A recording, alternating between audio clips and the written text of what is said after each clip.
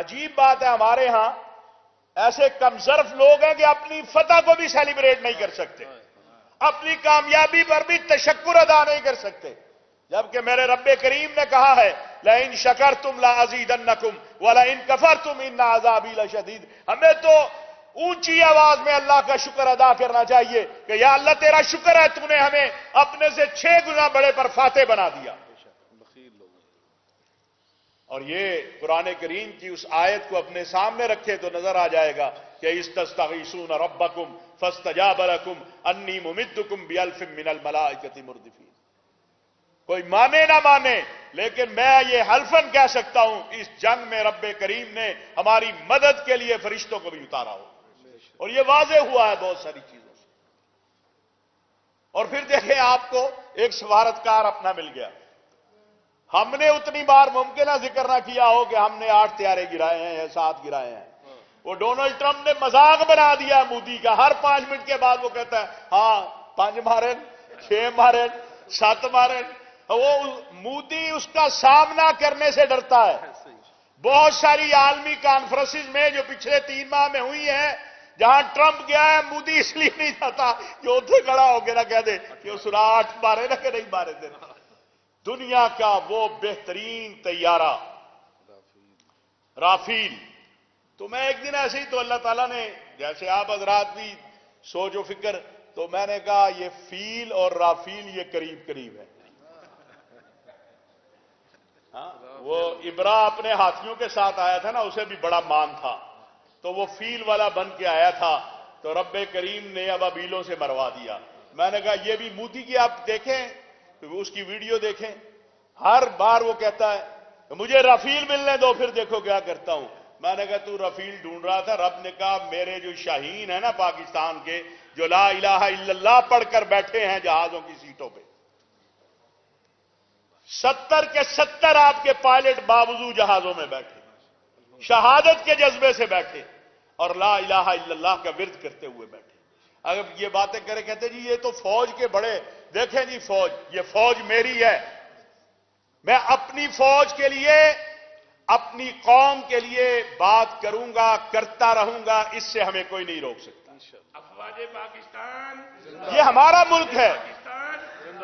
آپ مجھے بتائیے یہ مئی میں جو کچھ شروع کیا تھا انڈیا نے، آپ کی فوج نہ ہوتی تو آپ کہاں کھڑے ہوتے؟ میرا آپ سب سے سوال ہے، لبنان کا حال نہیں دیکھتے آپ؟ یمن کا حال آپ نہیں دیکھتے؟ عراق کا حال آپ نے نہیں دیکھا؟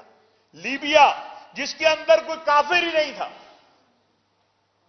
لیبیا وہ واحد ملک تھا جس میں کوئی کافر تھا ہی نہیں، اور جس کی کرنسی ڈالر سے زیادہ مضبوط تھی، کیا حال ہوا؟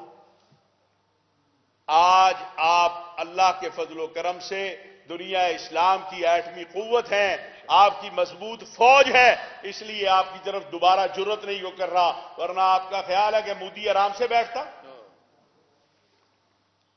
اور پھر اللہ تعالیٰ نے آپ کے اوپر ایک اور مہربانی کی، یہ اللہ کا کرم ہے، یہ ہمارا ایمان ہے اور عقیدہ ہے، اور اس سے کوئی انکار نہیں کر سکتا کہ مکہ مکرمہ مدینہ منورہ کی حاضری اللہ کے حکم کے بغیر اور رسول اللہ صلی اللہ علیہ وسلم کی اجازت کے بغیر آپ بتائیں ہو سکتی ہے؟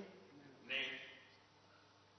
تو پھر اگر وہاں کی خدمت آپ کے ذمے لگی ہے، اگر آپ خدام الحرمین کے ساتھ جنود الحرمین بن کے وہاں آپ کی ڈیوٹی لگی ہے، تو آپ کو یہ اس کا اللہ کا احسان اور انعام نہیں سمجھتے؟ یہ چھوٹی بات ہے؟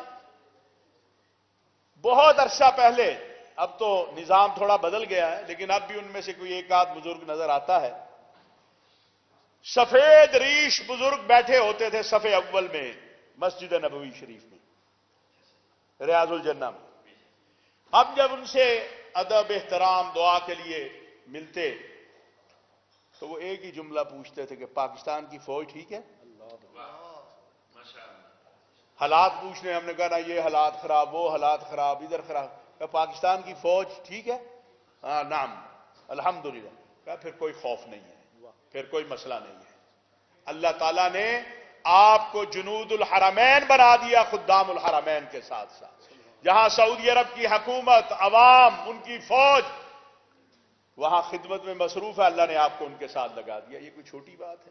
آج اہم ترین اسلامی ممالک اور غیر اسلامی ممالک بھی آپ کے ساتھ دفاعی معاہدے کرنے کے لیے بات چیت کر رہے ہیں. یہ اعزاز ہم بطور پاکستانی ہمیں فخر ہونا چاہیے اس کے اوپر. کمزوریاں، کوتاہیاں، غلطیاں سب سے ہوتی ہیں، یہ تو ممکن نہیں ہے نہ ہو. ہم انسان ہیں، خطا کار ہیں، لیکن اپنے ملک کو کمزور کر دینا اس بنیاد کے اوپر کہ میرا اختلاف ہو گیا. بھائی اختلاف کا حل بات چیت سے نکلتا ہے، بات چیت کے دروازے. یہ مسجدیں جب سیل ہوئی تو 2 دن بعد جمعہ تھا. لکشمن صاحب ایسے ہی تھا، 2 دن بعد جمعہ تھا. یہ شخص یہاں مفتی عمران صاحب بیٹھے ہیں، مفتی منیب الرحمان صاحب، یہ علامہ غلام مصطفیٰ صاحب بیٹھے ہیں.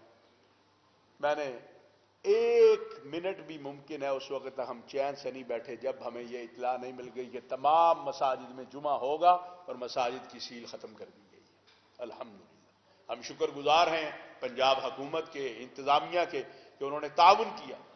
مدارس بھی پہلے بھی جو کل عدم تنظیمیں ہوئی ہیں ان کے مدارس کا ایک سسٹم بنا ہے، چل رہے ہیں، سارے ہزاروں طالب علم ان میں پڑھ رہے ہیں. وہی سسٹم اب ادھر بھی قائم ہو جائے گا، مشاورت کے ساتھ. کچھ جگہ ہو گیا، کچھ جگہ ہو جائے گا، اور انشاءاللہ تعالی یہ مساجد اور مدارس یہ آباد رہیں گے. میں نے اس سے پہلے ویسے ہم بات چیت کر رہے تھے تو پرسوں وزیر اطلاعات پنجاب نے کہا کہ 54,000 مساجد رجسٹرڈ ہو گئی، جو 25,000. تو میں نے کہا میں نے پہلے دن کہا تھا بھی جس نے لینے ہیں لینے دو، جس نے نہیں لینے ہیں نہ لے. بھائی جھگڑا کس بات کا ہے؟ لیکن سچی بات یہی ہے کہ بالخصوص دیہات کی جو مساجد ہیں وہاں کے امام خطیب کا جو حال ہے اس کو یہ معاون. اور میں نے تو کہا اس کا نام ہدیہ رکھو، اس کا نام ہدیہ رکھو، اور بینک اکاؤنٹ لو، سیدھا اس بینک اکاؤنٹ میں جائے. کوئی جا کے کہ یہ نہ کہے کہ لائیں مولوی صاحب اب سائن کریں اس کے اوپر اور لیں جی مجھے یہ سرٹیفکیٹ دیں. نہیں، کچھ جگہوں پہ ہمیں اطلاع ملی کہ فارم لے کے آئیے وہ. میں نے اسی وقت خواجہ سلمان صاحب کو بھی فون کیا، دیگر ذمہ داروں کو بھی، کہ یہ کام ٹھیک نہیں ہے. جو لینا چاہتا ہے لے، نہیں لینا چاہتا نہ لے. یہ کوئی طریقہ کار نہیں. اسی طرح مدارس کے وفاقوں کی بات کرنا چاہتے ہیں. 15 وفاق ہیں مدارس کے، 5 پہلے تھے، 10 بعد میں بنے.